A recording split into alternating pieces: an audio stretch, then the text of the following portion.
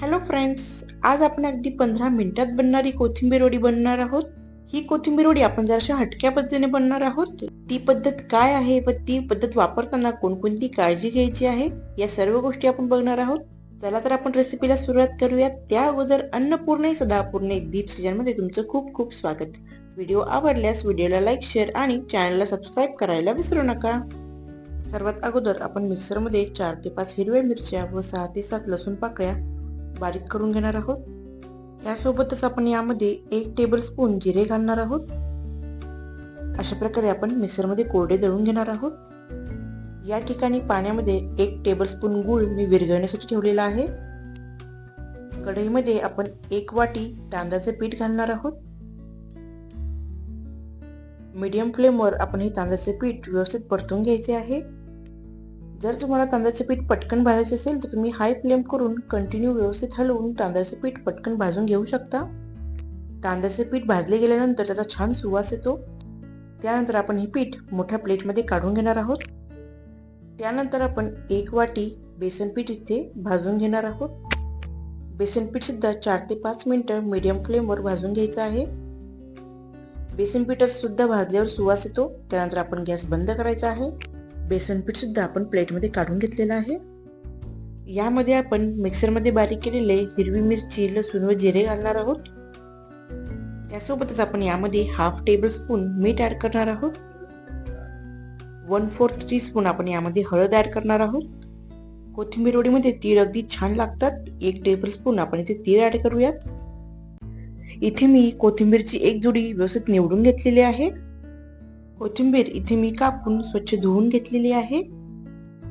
सर्व कोथिंबीर आपण यामध्ये ऍड करूया.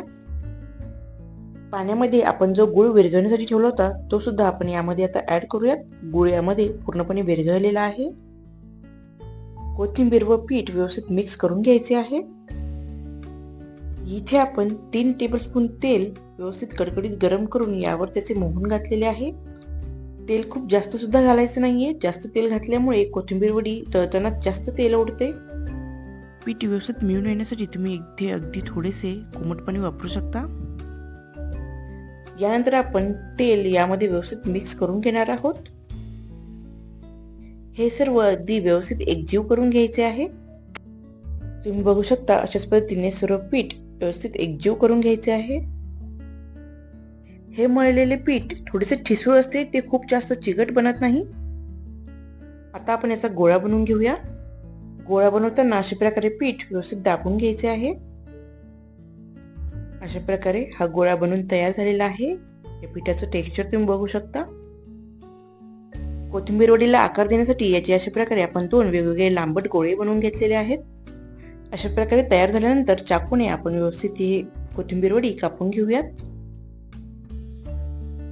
कापल्यानंतर आतमध्ये कोथिंबीरचे टेक्स्चर तुम्ही बघू शकता. अशा प्रकारे आपण कोथिंबीर वड्या कापून घेणार आहोत.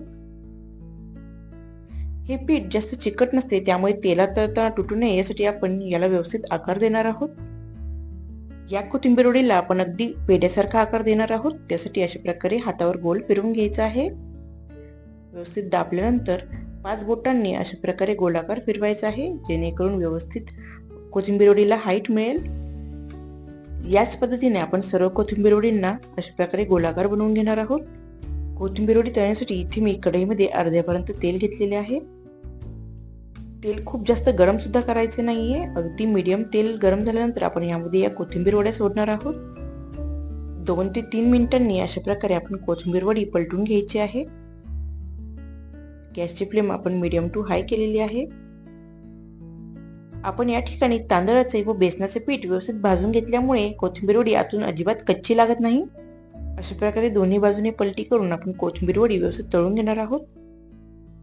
कोथिंबीर वडी तळताना गॅसची फ्लेम खूप जास्त हाय करायची नाहीये. तेल खूप जास्त तापलेलंही नसावं, कारण जर हाय फ्लेमवर खूप जास्त गरम असलेल्या तेलामध्ये कोथिंबीर वडी तळली तर ती फुगते व त्यामध्ये तेल शिरते. त्यामुळे अगदी मीडियम टू लो या फ्लेममध्येच आपण कोथिंबीर वडी तळणार आहोत.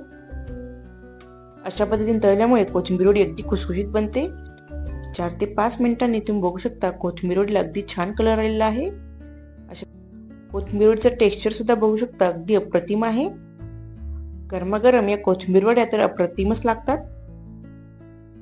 कोथिंबीर वडी तळल्यानंतर अगदी छान घमघमाट सुटलेला आहे. कोथिंबीर वडी तळून झालेली आहे. आता आपण या तेलातून बाहेर काढून घेऊया.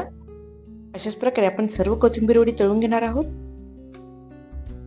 तेलातून काढलेल्या कोथिंबीर वड्या तुम्ही बघू शकता व्यवस्थित अगदी तळल्या गेलेल्या आहेत. बाहेरून कोथिंबीर वडी अगदी क्रिस्पी आहे. आता आतलं टेक्स्चर सुद्धा बघूया. वा, आतून सुद्धा अगदी छान कोथिंबीर वडीला टेक्स्चर आलेलं आहे.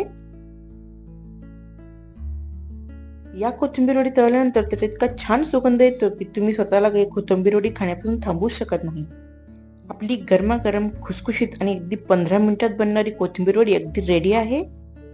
तुम्हाला जर ही रेसिपी आवडली तर नक्की ट्राय करून बघा आणि अशाच नवनवीन रेसिपीसाठी अन्नपूर्णे सदापूर्णे दीप्स चॅनल सबस्क्राईब करा. धन्यवाद.